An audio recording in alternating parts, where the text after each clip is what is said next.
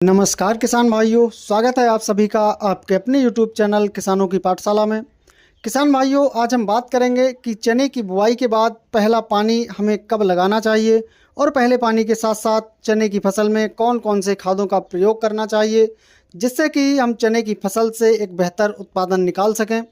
किसान भाइयों, वैसे तो चने की फसल में 1 या 2 सिंचाई की आवश्यकता होती है, लेकिन जब भी आप पहली सिंचाई करते हैं तो उस समय आपको कुछ बातों का विशेष ध्यान रखना होता है। तो आपको चने में पहली सिंचाई करते समय किन किन बातों का ध्यान रखना है, यह पूरी जानकारी मैं आपको देने वाला हूं, तो आप वीडियो को लास्ट तक ज़रूर देखें। तो चलिए शुरू करते हैं। किसान भाइयों, चने की बुआई वैसे तो पलेवा करने के बाद की जाती है। पलेवा करने के बाद अगर आप चने की बुआई करते हैं तो एक लंबे समय तक सिंचाई की आवश्यकता नहीं होती है। जिन क्षेत्रों में चने की बुआई बिना पलेवा के किए हुए अगेती रूप में हुई है, उनमें अब सिंचाई की आवश्यकता है।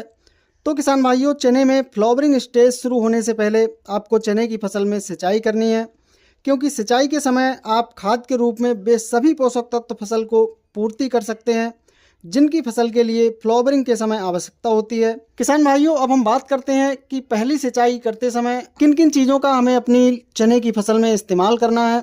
तो किसान भाइयों, आपको पता है कि चना एक दलहनी फसल है, तो चने को नाइट्रोजन की विशेष आवश्यकता नहीं होती है। तो आप 25 से 30 किलोग्राम प्रति एकड़ के हिसाब से यूरिया लेकर उसमें 3 किलोग्राम प्रति एकड़ के हिसाब से सल्फर को मिलाकर चने की फसल में लगा सकते हैं, जिससे कि चने में फंगस की समस्या ना हो और हमें अपनी चने की फसल से एक शानदार उत्पादन देखने को मिले।